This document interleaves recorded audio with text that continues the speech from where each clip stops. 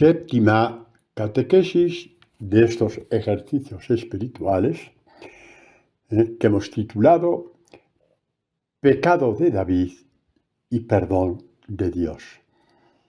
Hoy, si Dios quiere, partiremos la palabra de estos dos versículos del Salmo 51, que es el que nos está sirviendo de base para todos estos ejercicios espirituales. Pues en los versículos 14 y 15, en el que David dice, devuélveme la alegría de tu salvación. Afiánzame en un espíritu firme y enseñaré a los rebeldes tus caminos. Los pecadores volverán a ti. Siente, David, que este fuego de Dios no es para él solo. Tiene que ir al encuentro de los demás. Tiene que ir al encuentro de los demás por todos los dones que Dios le ha dado, sobre todo el perdón a su pecado, del cual no vamos a hablar más, porque hemos hablado de él ya profusamente y todos lo tenemos más que conocido. Simplemente que David comprende que el perdón de Dios es un perdón activo. Lo que él ha conocido de Dios no puede ser para él.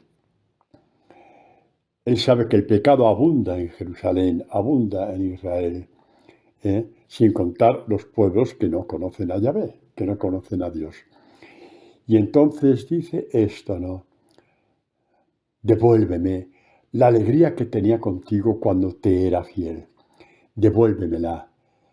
Cuando yo oraba en mi interior y te encontraba, devuélveme ese contacto tan bonito contigo. Devuélvemelo, porque el demonio se ha interpuesto entre tú y yo y me ha quitado de tu presencia, me ha arrancado de ti. El demonio me ha hecho pecar y en ese pecado monstruoso que ya conocemos, me ha arrancado de ti, me ha arrancado de tu presencia. Señor, déjame otra vez, nuevamente y por siempre, estar ante ti, ante tu presencia, y te anunciaré a los rebeldes, a los que han pecado como yo, a todos los hombres, porque todos somos grandes pecadores. Devuélveme la alegría de tu salvación. Afiánzame con espíritu firme. La alegría de estar contigo, la alegría de tu presencia, la alegría de saber que yo estoy en ti y que tú estás en mí. Miremos cómo anuncia el profeta Isaías la venida del Mesías. ¿De qué forma la anuncia tan bonita? Dice así en el capítulo 9, primeros versículos. El pueblo que caminaba a oscuras vio una gran luz. Los que vivían en tierra de sombras les brilló una luz. Aumentaste el regocijo. Hiciste grande la alegría por tu presencia. Está anunciando la encarnación, la alegría al mundo. Dios nos ha visitado. La alegría al mundo, el Dios de la paz, el Dios de la esperanza, el Dios del perdón, el Dios que nos santifica, el Dios que nos purifica, el Dios que coge tus pecados porque tú no sabes hacer con ellos. Una vez que pecaste, no sabes qué hacer con tus pecados. Ahí está, como un lastre, acongojándote día y noche por más que quieras olvidarlos. Y Él te los coge. Y subió con ellos a la cruz. La alegría de tu presencia, la alegría de un amor que nunca había sido escrito, que nunca lo conocimos hasta que Dios nos visitó. El amor de Dios manifestado en Cristo Jesús, como dice San Pablo, ¿no? Devuélveme esa alegría que perdí, la alegría de tu presencia. La encarnación de Dios es la presencia de Dios a nuestro servicio, de nuestro corazón triste, de nuestro corazón pesado, de nuestro corazón habitado por quien no es Dios, de nuestro corazón desviado y maltrecho por ir por parajes en que íbamos de tumbo en tumbo, de caída en caída, y todas las heridas quedaron dentro, en este corazón nuestro. Pues bien, David nos muestra el camino. Suplicar a Dios, devuélveme la alegría de tu salvación. Y si nunca conocí la alegría de tu salvación porque no te conocí lo suficientemente, yo sé, Dios mío, que tienes una alegría preparada para mí. La alegría que nos viene de parte de tu Hijo. Y de saber por medio de tu Hijo que tú eres mi Padre. Haya hecho lo que haya hecho, tú no me rechazas como Padre. Haya hecho lo que haya hecho. De la misma forma que no rechazaste a David, diciendo lo que hizo. Son catequesis de una belleza infinita. Nos tenemos que agarrar a ellas. Nos tenemos que agarrar a ellas. Nos tenemos que agarrar a ellas porque el pecado no puede ser algo que nos hipoteque de por vida, como que no hay esperanza. El pecado perdonado no existe, como no existió el pecado en David después de su arrepentimiento y petición de perdón, y Dios le perdonó. Pero mirad esta profecía de David. Ni él se imaginó hasta dónde iba a llegar lo que él le pedía. Enseñaré a los pecadores tu camino. Enseñaré a los rebeldes tu camino. Y desde la encarnación de Jesús, millones y millones y millones de personas se han vuelto a Dios por medio de los salmos que el Espíritu Santo inspiró a David. Y concretamente este Salmo 51, quizá el Salmo con el del Buen Pastor, el más conocido de todos, este Salmo es el Salmo de la vuelta a Dios. Se llama familiarmente el Miserere, que significa misericordia, Señor. Y se vuelve a Dios porque uno comprende que la misericordia de Dios no se acaba con su pecado. Se abre. Hayamos hecho lo que hayamos hecho. Quiere decir que el deseo de David, que él ni sabía cómo se iba a abrir por medio de él un camino de perdón a los pecadores, Dios se lo cumplió. Como dice aquel otro Salmo, 37, ¿no? Sea el Señor tu delicia, y Él te dará lo que pide tu corazón. ¿Qué le pedía el corazón a David? Cuando ya tocaba el perdón de Dios, ya sabía que Dios le perdonaba, que iba a rehacer su vida. Le dijo, dame un espíritu firme porque quiero enseñar a los pecadores tu camino. Los pecadores volverán a ti. Y Dios le dio el don de escribir los salmos. El terreno donde Dios te enseña su intimidad. El terreno fértil en el cual Dios habla contigo y te enseña, te ama, te recoge, te lleva al Evangelio, te hace entender la encarnación de Jesús, te mueve a ser discípulo de Jesús. Los salmos son miles y miles y miles de catequesis y David no lo sabía, pero era tal el deseo de que los demás conocieran el perdón que él estaba teniendo de Dios, que le dijo sin saber el día de mañana, enseñaré a los pecadores tu camino. Y van más de 2000 años en que millones y millones y millones de pecadores han dado pasos de conversión al encuentro con Dios, movidos por el Espíritu que compuso los salmos, el Espíritu Santo que guió la mente, el corazón y la mano de David cuando estos salmos se escribieron. Repito, y él había escrito también en el Salmo 37, al principio, versículo 3 o 4, sea Dios tu delicia, y Él te dará lo que pide tu corazón. Hay salmos que dicen, tu palabra es mi delicia, ¿no? Los conocéis, ¿no? Tu palabra es mi delicia, tu palabra es mi delicia. Tantas veces el Salmo 119, que es enorme, ¿no? ¿Eh? Es una estrofa por cada letra del alfabeto hebreo, por eso es tan grande. Pues en ese salmo tantas veces sale, tu palabra es mi delicia, tu ley, que es un sinónimo de palabra, ¿no? Es mi delicia. ¿Eh? Pues si tu palabra es tu delicia, si la palabra de Dios es tu delicia, si llega a ser tu delicia, si oras no por cumplir, sino para estar con Dios porque es tu delicia terminará siendo Dios, porque te llevará a que Dios sea tu delicia. ¿Y quién nos abrió camino a esto? A Dios no le pidamos razones porque no las hay, pero el camino nos lo abrió David. Enseñaré a los pecadores tu camino. Devuélveme la alegría de tu salvación y enseñaré a los malvados, a los pecadores, tu camino. ¿Por qué? Por proselitismo. Esa palabra es estúpida.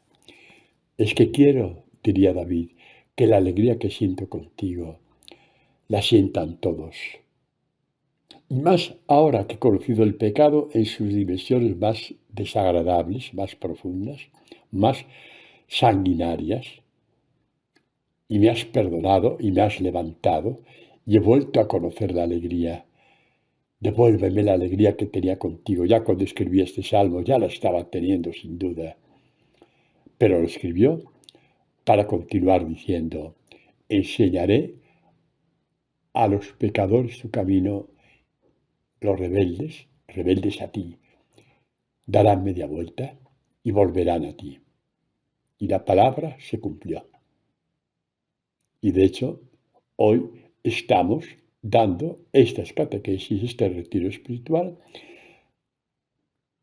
partiendo de la inspiración que el Espíritu Santo dio a David al escribir los salmos, concretamente este, el 51, el Miserere, tan abierto como está, no solamente a tantos otros salmos, sino a toda la Escritura, como estamos viendo por estas catequesis, ¿no? Los pecadores volverán a ti. Ay, Dios mío, exactamente, ¿no? El libro del Deuteronomio nos da una pista también para profundizar en esta vuelta de David a Dios. No fue una vuelta a escondidas, no fue una vuelta cabizbajo, no fue una vuelta esperando el castigo, esperando que le quitara la vida, a ver qué pasaba, qué iba a pasar. Era la vuelta a su Dios, con todo el arrepentimiento del mundo, pero también con la confianza de volver a encontrarse con Él. Y podemos ver lo que dice el autor inspirado del libro del Deuteronomio, una serie de toques del alma, que podemos llamar así, alerta, un toque de alerta, para no separarnos de Dios. Un toque, un bocinazo de trompeta, para que no nos separemos de Dios, o si nos hemos separado como David, para que volvamos a Él. Volvamos con el triunfo del perdón. No nos obedecemos, pero Dios es nuestro Padre y te lo da. Pues dice el libro del Deuteronomio, capítulo 30. En los versículos, son 2 o 3 nada más, 19 y 20, exactamente. Dice, son palabras atribuidas a Moisés, ¿no? De Moisés para el pueblo de Israel. Pongo hoy por testigos atribuidas, que conste, contra vosotros al cielo y a la tierra. Te pongo delante vida o muerte, bendición o maldición. Escoge la vida para que vivas, tú y tu descendencia. ¿Cómo?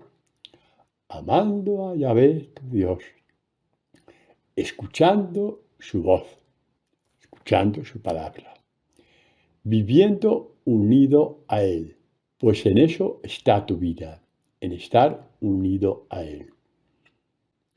Cuando pecas, el demonio te arrastra, te pone de espaldas a Dios. Y cuando ha conseguido apartarte de Dios, te tira como si fuera el camión de la basura a la orilla del camino,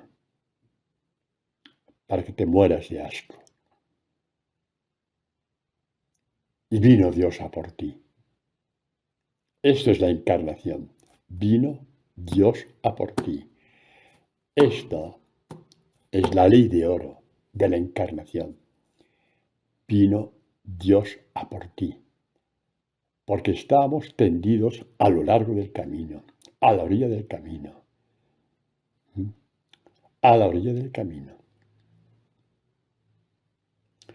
Pues leemos el versículo 20 otra vez. Amando a Yahvé tu Dios, escuchando su voz, que es fundamental, escuchar su palabra, viviendo unido a Él. Ese es el poder de la palabra, que te permite vivir unido a Él. Porque en eso está tu vida, así como la prolongación de tus días mientras habites en la tierra que Dios juró dar a tus padres, Abraham, Isaac y Jacob. Anuncio bellísimo, ¿no? Anuncio bellísimo. Y David lo conocía. Y conoció lo que era estar desunido a Dios. Y no pudo soportarlo. Podría haber dicho, y a mí que me importa, es la soberbia en grado sumo, cuando uno peca, y a mí que me importa. A David le importaba porque no quería morir, quería vivir. Y había perdido la vida, porque la vida no merece el nombre de vida cuando se está de espaldas a Dios. Es un sobrevivir, es un mal vivir, es un alargar una felicidad que sabes que por mucho que la alargues, tiene su punto de salida y de llegada. Y David no quería pasar por ahí. David, hijo de la sabiduría.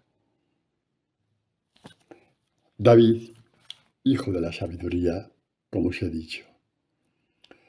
Devuélveme la alegría que tenía, devuélveme la intimidad contigo. ¿Os dais cuenta de la audacia amorosa de David para hablar así con Dios? No habló un catálogo de culpas, yo me merezco esto, me merezco lo otro, lo demás allá, y esto, y nada, no quiero ni que me mires, El catálogo de culpas que no termina nunca. Ay, Dios mío, hay gente que se amarga y se amarga y se amarga. Una cosa es que te duela y tienes derecho a que te duela como le dolió a David. Pero David tuvo sabiduría y dijo, basta. Si Dios envió a un profeta para iluminarme, es porque me quiere tener con él otra vez. Vamos a ver. Vamos a captar esto.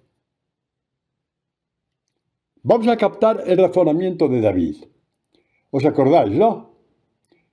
Mandó llamar a aquella mujer casada, la llevó a casa, estuvo no sé cuánto tiempo. A los pocos días le dijo, estoy embarazada, ¿qué hacemos ahora con mi mejor general, uno de mis mejores generales? Cuando se sepa, me voy a morir de vergüenza, no voy a poder ni siquiera comer en mi casa, me va a dar hasta todo el mundo, se va a reír de mí. ¿Qué hago? ¿Qué hago? ¿Qué hago? ¿Qué hago?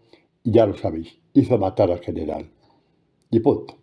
Ya sabéis la catequesis, ¿no? Fue la primera o la segunda. Ya la habéis oído.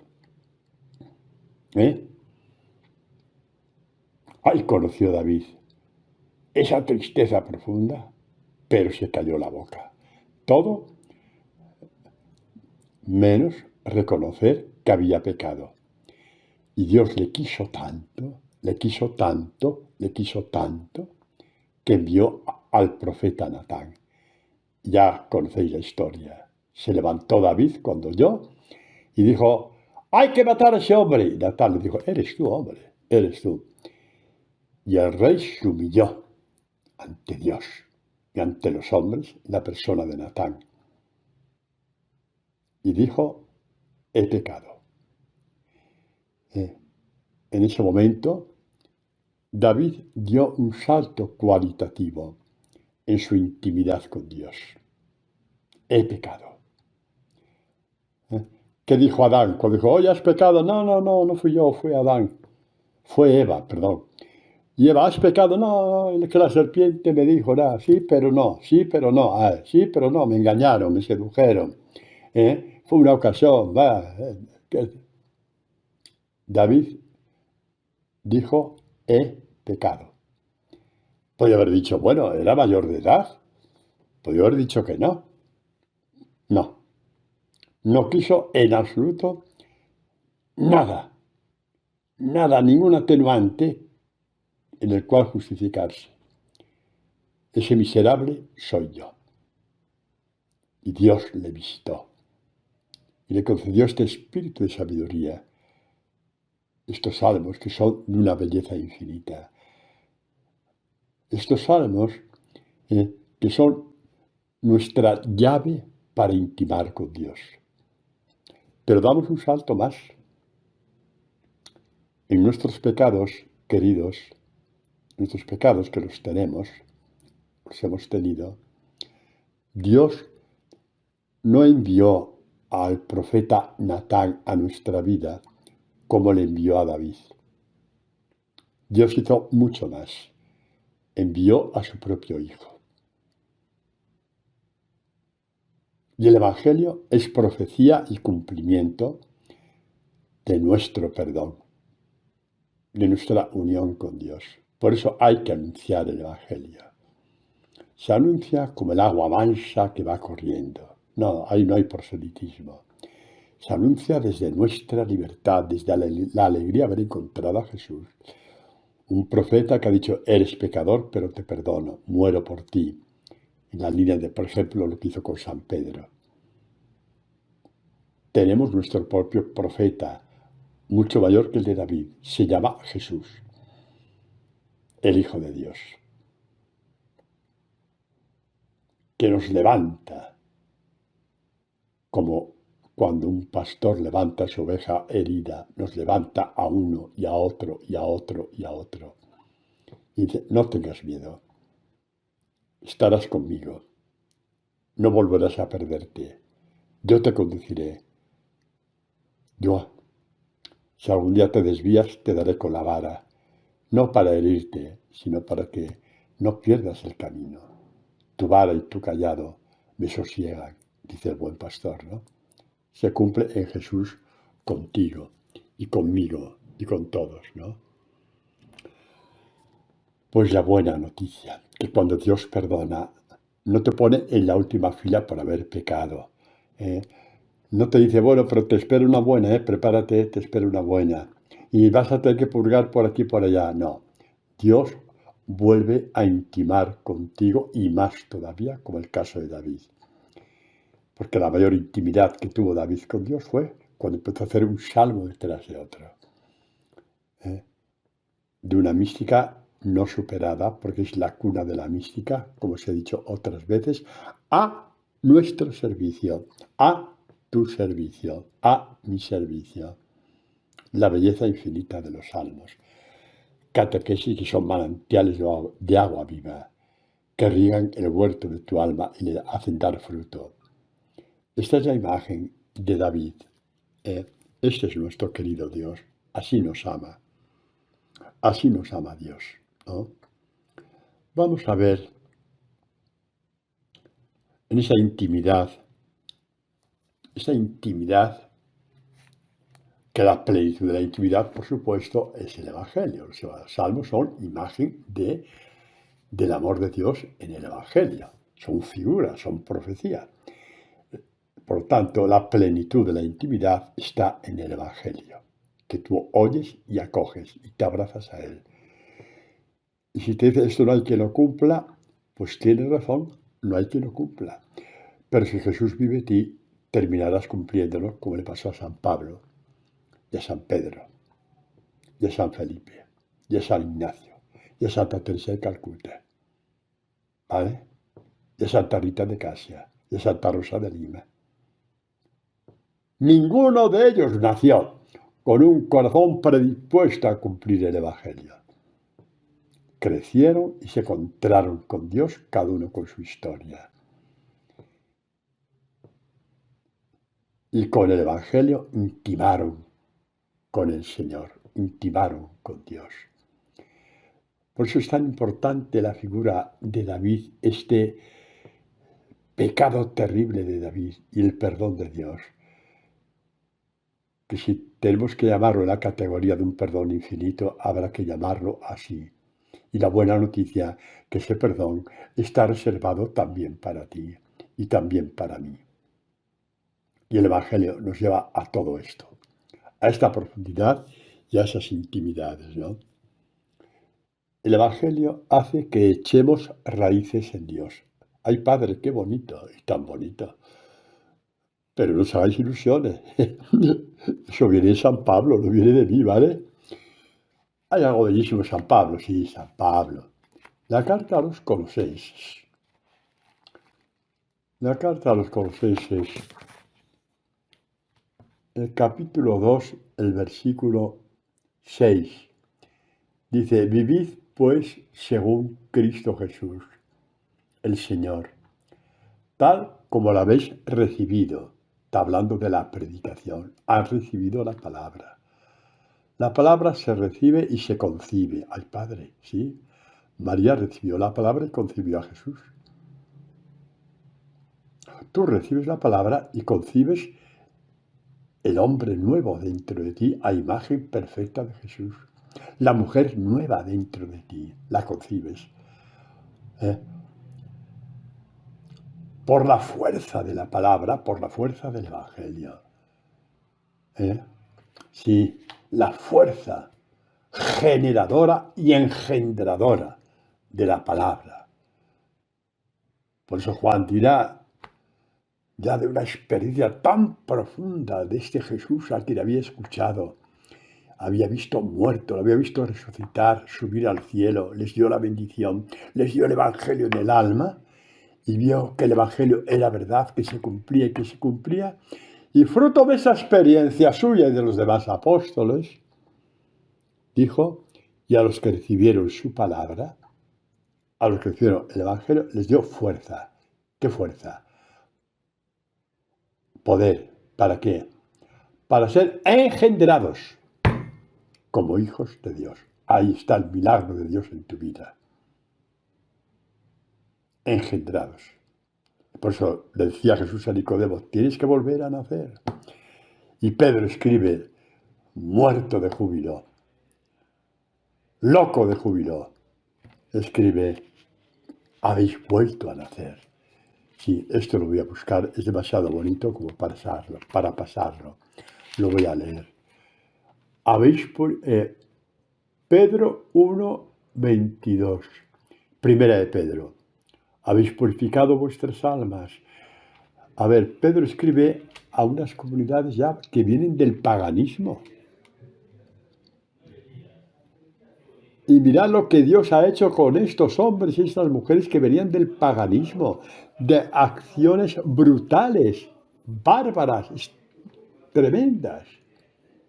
Habéis purificado vuestras almas, obedeciendo a la verdad, para amaros unos a otros sinceramente. Amaos intensamente unos a otros con corazón puro, corazón nuevo, ¿no? Como pedía David. ¿Veis cómo todo está conectado? Esto se llama partida palabra, hombre. Habéis sido reengendrados, habéis vuelto a nacer, reengendrados. Primero te engendraron tus padres, y ahora has sido reengendrado, pero como hijo de Dios. De un germen, una semilla, no corruptible como la de tus padres, sino incorruptible. ¿Cuál? La palabra de Dios. La palabra de Dios. La llama San Pedro germen incorruptible. No como el germen con que tú fuiste engendrado, que era corruptible, y de hecho tú te mueres. Y tus padres se murieron también, o se mueren. Incorruptible. ¿Cuál? La palabra de Dios, viva y permanente. Así es. ¿Y qué palabra es esta? Dice al final, el Evangelio que os estamos anunciando. Y esta es la palabra, la buena nueva, el Evangelio que os estamos anunciando. Bueno, pues San Pablo, desde ser reengendrados, utiliza una palabra muy bonita a estos que han vuelto a nacer en Colosas. ¿Eh? Ciudad profundamente pagana también. ¿Eh? Que ya creyeron en la predicación que Dios había puesto en la boca de Pablo. Y quisieron cambiar de vida porque aquello no era vida. Y les dijo, Colosenses 1, del 6 en adelante, vivid pues según Cristo Jesús el Señor, tal como le habéis recibido. Hasta habíamos llegado antes, ¿no? Enraizados y edificados en Él. Enraizados y edificados en Él, apoyados en la fe tal como se os enseñó. Enraizados en Él. Y nos acordamos de qué? De las primeras catequesis de estos ejercicios, cuando hablábamos, Salmo primero, comentando a Jeremías también, que dice que el que medita la palabra de Dios, es decir, el que lleva la palabra de Dios en lo más profundo de su corazón, es como un árbol plantado junto a las corrientes de agua. Jeremías va más fuerte todavía. Mira, en ese momento me acuerdo. Es Jeremías 17, 7, 8. Un árbol que alarga sus raíces. Alarga su raíz. ¿Por qué? Porque quiere estar enraizado en Dios. Alarga sus raíces a las corrientes de agua. Nadie como Dios nos puede hablar con tanta belleza.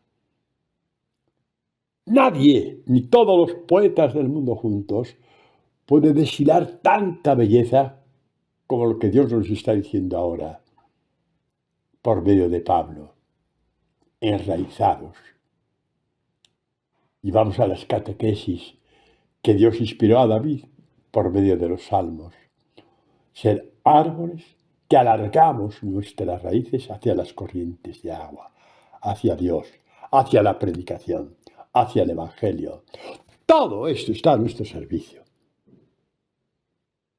Todo esto está a nuestro servicio.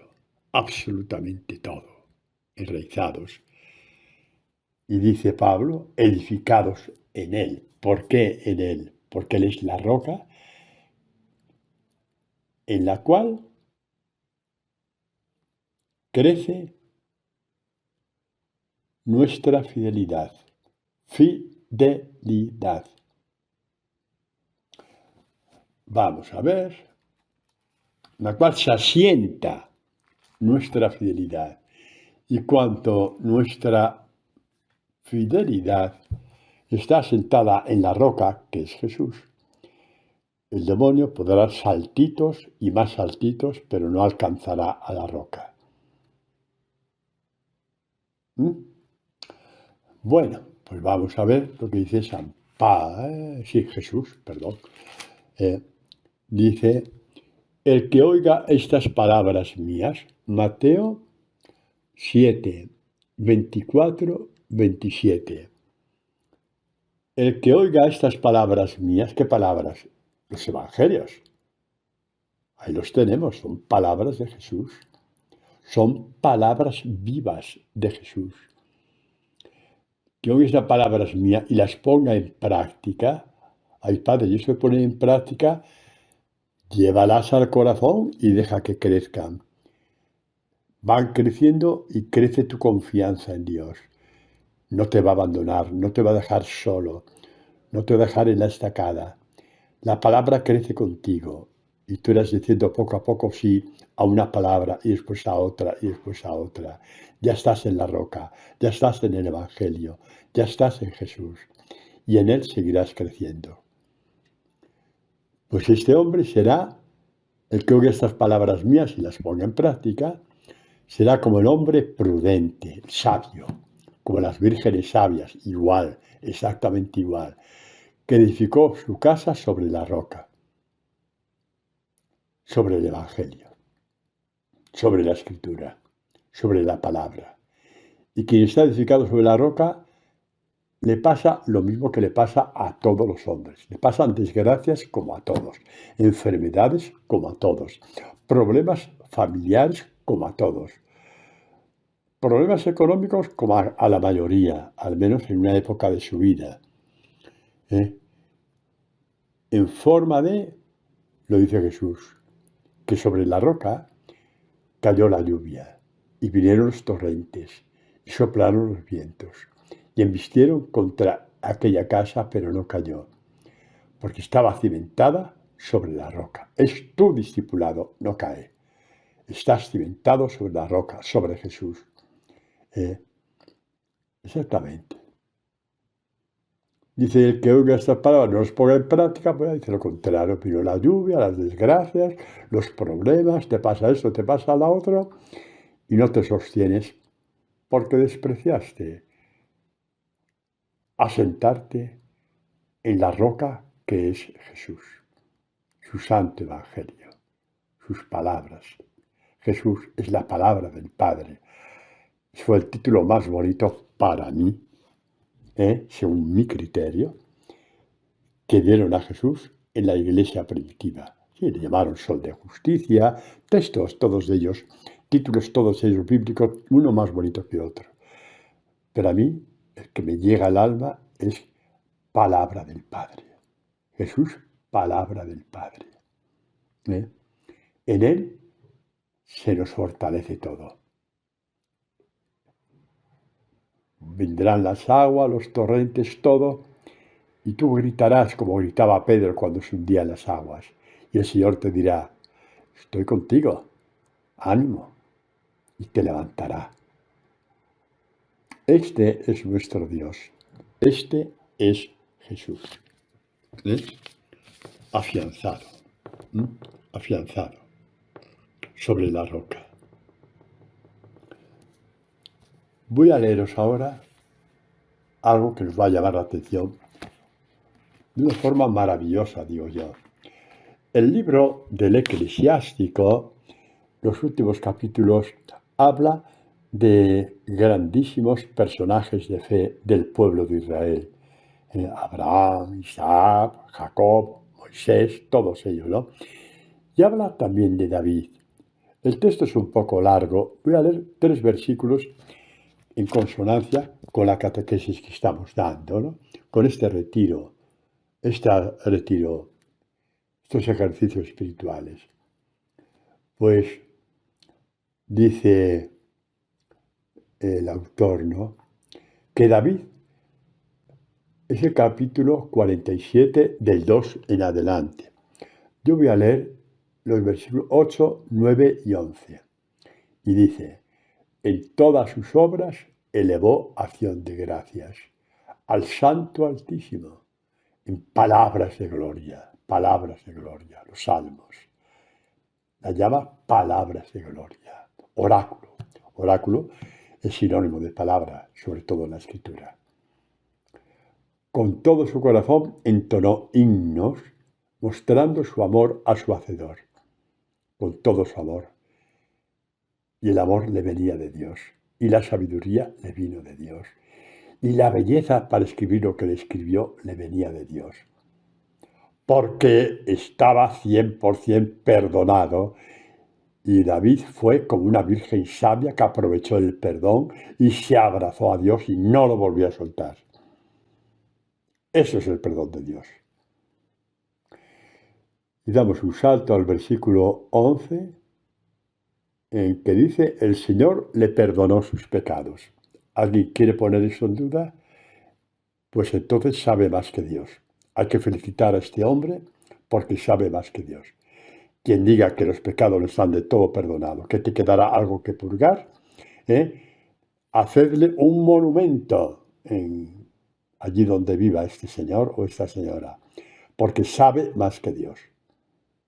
Repito, el purgatorio existe para aquellos que no han vivido una vida digna de un perdón profundo, se confesaron de mala manera, eso no importa, eso tampoco, no se dejaron iluminar por la palabra para ver pecados ocultos. Por ejemplo, si yo calumnio a una persona, vamos a ver, Dios me perdona, sí, pero calma, yo voy por otra parte, que esto vale para todos los que escucháis. No me atrevo a comulgar al día siguiente. Primero tengo que pedir perdón a Dios en el sacramento de la confesión y a la persona a la que he calumniado. Y después voy y comulgo. Pues nos hemos pasado años sin hacer eso. Ahora entendéis por qué digo que sí hay purgatorio para gente que esto no le ha dado importancia y se mueren así. Bueno, es una opinión mía, pero creo que tiene bastante sentido. Pero nos quedamos con este versículo del autor del libro del Eclesiástico. El Señor le perdonó sus pecados y mira que pecó hasta la saciedad, hasta parecernos miserable.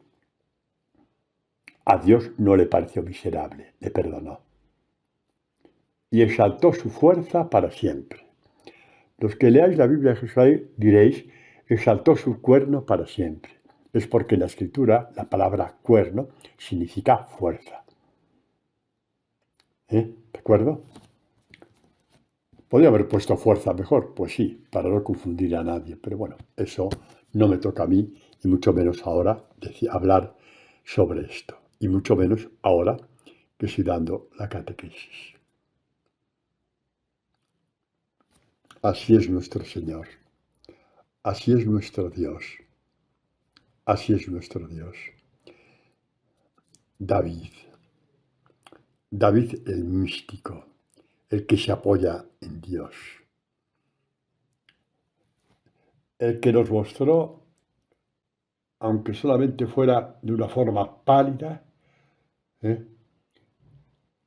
la infinita fuente de la belleza de Dios que corre por los salmos. Vamos a ver el Salmo 92.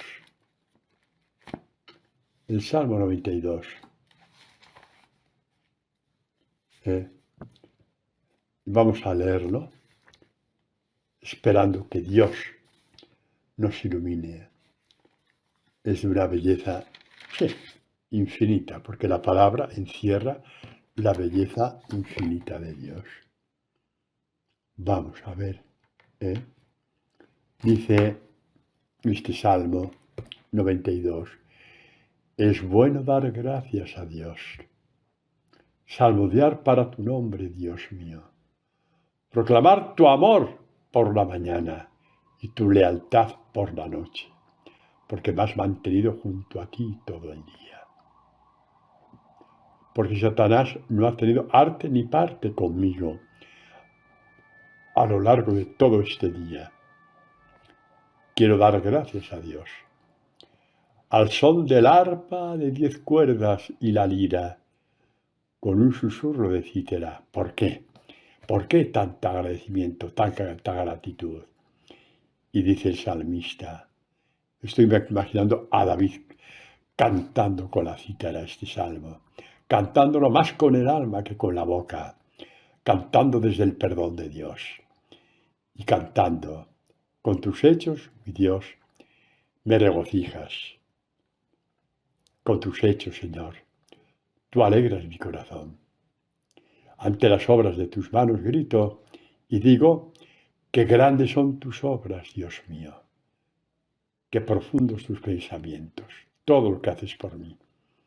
Antes de conocerte pensaba que eran desgracias, que había tenido mala suerte, que me pasó de mala manera. Yo rezongaba en mi interior, maldiciendo mi vida.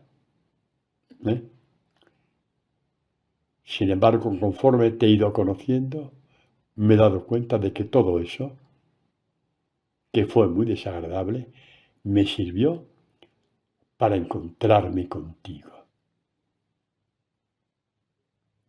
Con tus hechos, mi Dios, me regocijas. He sufrido desgracias, contratiempos, muchas cosas en mi vida, gente que me ha apuñalado por la espalda, que me ha tratado mal, sí. Y sin embargo, todo eso ha hecho parte de mi vida y tú has hecho alianza conmigo. ¿Qué significa que Dios hace alianza contigo? La plenitud de la alianza es la relación Jesús-discípulo. ¡Ay, que no lo sabías! La plenitud de la alianza es la que tienes tu buen pastor Jesús contigo. Y hablar de la alianza de Jesús contigo significa la alianza en la cual están involucrados el Padre y el Espíritu Santo. Pero ¿tú sabes qué significa esta alianza? Significa que ante el mal que te acosa, Dios es tu aliado. ¿Nunca lo habías visto? Es tu aliado. Él sabe cómo defenderte, cuánto, de qué forma y de qué manera. Nada se le escapa a Dios. Ni siquiera lo que has sufrido hoy, por parte de tal o de cual persona. Tu aliado es Dios. Cuando decimos la alianza es una palabra tan bonita que a lo mejor nunca hemos reparado. Oye, si Dios hace alianza conmigo, quiere decir que es mi aliado. Si es mi aliado, mejor que me defienda Él que me defienda yo solo, ¿no? Que me defienda Él. Es nuestro aliado. Un aliado que es visible cuando te llamó a ser su discípulo. Esta llamada interior que todos conocemos. Porque la llamada nace del Evangelio, como dijo San Pablo. Por lo tanto, la posibilidad de que seas llamado ya depende más de ti que de Dios, porque el Evangelio lo tienes a tu disposición. Lo oyes en la iglesia y lo tienes en tu casa con toda seguridad. Bueno, ahí se teje la alianza entre Jesús y tú. Es tu aliado. Es tu aliado. Bueno, por eso dice este hombre que a veces lo pasará muy mal y sin embargo, como ve cómo actúa Dios y su alianza con Él, dice, con tus hechos, con lo que tú haces, con las cosas que me pasan, se alegra mi corazón, me regocijas. Ante las obras de tus manos, grito de alegría. Y mi corazón grita, diciendo, qué grandes son tus obras, Dios mío. Qué profundos tus pensamientos. Dice, el hombre estúpido, ay Señor, necio, como las vírgenes necias. ¿Para qué tanto evangelio? ¿Qué aceite de lámpara? ¿Qué tanto evangelio? Tanto evangelio. Y sin el aceite la lámpara no te sirvió para nada. Y aquí en ese pasaje de Mateo 25, las vírgenes necias, el aceite es el evangelio. Sin la palabra, la lámpara estará apagada siempre. Ya le puedes frotar y besar, que estará siempre apagada. El hombre necio esto no lo entiende. Y pues cuando le pasa algo, ay, ¿por qué me pasa esto? Ay, ¿por qué me pasa lo otro? Ay, Señor, ¿por qué? ¿Qué has hecho? ¿Qué estás haciendo conmigo? ¿No te das cuenta de lo que me pasa? Que no te das cuenta eres tú, que te está buscando Dios y le da la espalda siempre. Pues bueno, por ahí no va la catequesis de hoy, así que pongo ahí punto final. El insensato no comprende estas cosas. No comprende lo que Dios está haciendo contigo. No para fastidiarte, sino para atraerte. Para que la alianza, que a veces está escrito en un documento nada más, se convierta en abrazo permanente. La alianza da paso al abrazo permanente. Continúa el salmista diciendo, brotan como hierba los impíos, florecen los agentes del mal. Los que pasan de Dios. No quiere decir que no crean en Él, pasan de Él. Dice, es para ser destruidos por siempre, pero tú, Yahvé, eres excelso por los siglos. Y habla de su historia este hombre, un hombre perseguido por su fe, un hombre de quien se ríen por su fe, un hombre de quien se burlan por su fe, imagen de todos los discípulos de Jesús, que seremos la burla del mundo, el espectáculo, como dice San Pablo. Y no pudieron con él, se levantó por encima de todos y dice, sé en quién he confiado. Poderoso es Dios para guardar mi fe día tras día, cuando soy tentado. Perdonad, pero esto es tan bonito que lo voy a buscar. Es 2 Timoteo. Perdonad, pero voy a buscarlo porque es demasiado bonito para leerlo sin más. 2 Timoteo o primera. Pues es segunda. Cuando habla Timoteo de lo que está sufriendo a causa del Evangelio, qué gloria la de Pablo. Persiguió a Jesucristo a los cristianos y ahora sufriendo por él. Es su galardón. Su mayor galardón es poder sufrir por Jesús, a quien tanto persiguió en la persona de los cristianos, tanto que Jesús le dijo en camino a Damasco, ¿por qué me persigues? Y Pablo podía decir, no, yo estoy persiguiendo esto de Saúl. No, me estás persiguiendo a mí. Lo que estás haciendo a ellos, me lo estás haciendo a mí. Y por eso cuando llega el momento en que se cambia de cara a la medalla o la moneda, su gozo, su alegría es poder sufrir por Jesús a causa del Evangelio. Porque la sabiduría del mundo no soporta al Evangelio. Y la sabiduría de los fariseos y escribas y etcétera no soportaron el Evangelio de Jesús. Y Pablo está en la misma línea. Y en vez de quejarse, es su mayor gloria. Yo que tanto he ofendido a Jesucristo, que tanto le he hecho en la persona de los cristianos, ahora me siento orgulloso de esta capacidad y fuerza que tengo de sufrir por él. Y no me avergüenzo, dice Pablo. 2 Timoteo 1:12. Porque yo sé bien en quién tengo puesta mi fe. Lo sé, lo tengo escrito en el alma. No soy yo quien vivo, es Cristo quien vive en mí, lo sé. Es una voz interior, lo sé. No necesito visiones ni revelaciones, lo sé. No necesito que me digan esto, lo sé. Porque Dios vive en mí. Y dice, estoy convencido de que es poderoso para guardar mi depósito hasta aquel día. ¿Cuál? El de su muerte. ¿Qué depósito? El Evangelio guardado en el corazón, su infinita riqueza. Pablo guarda una riqueza infinita en su corazón. Le llama el depósito, el gran tesoro. Yo sé que Jesús guardará mi fe todos los días, hasta el día de mi muerte, todos los días. Y nos recuerda a Jesús cuando envía a los apóstoles, que así termina el Evangelio de Mateo. Y si anunciáis el Evangelio, yo estoy con vosotros todos los días, guardando el depósito de tu fe, protegiendo el Evangelio que tú guardas con amor en tu corazón. Serás tentado, serás azotado por las tempestades, por las olas, todo. Pero, dice Pablo, yo sé quién me defiende. Yo sé quién tengo puesta mi confianza. Y sé también que es poderoso, que tiene fuerza para guardar el Evangelio que tengo en el alma, que guardo en el corazón. Es poderoso para guardar mi depósito hasta aquel día